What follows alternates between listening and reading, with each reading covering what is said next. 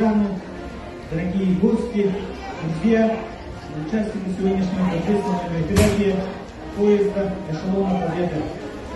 От имени администрации муниципального района Егорьевно-Кандалакской области, главы Дмитрия Ивановича Тихонова, председателя районного совета депутатов Никиты Никитича Матросова и от себя лично примите самые теплые, искренние поздравления с 79-й годовщиной Великой Победы.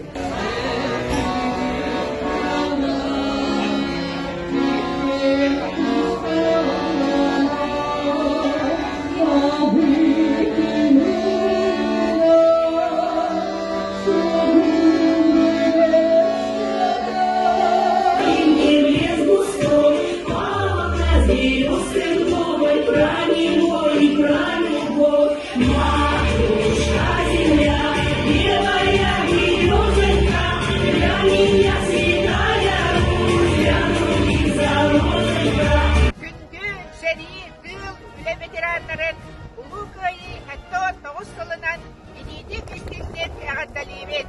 Әйеға бағарабыт қытанақ дұробияды ұғын жоллар олығы. Алексейліген девінне строяпқа сылын айы ветераннары ағын саста жөндірі аттық сынжатарығар поезд Победы көрсін кәлібет.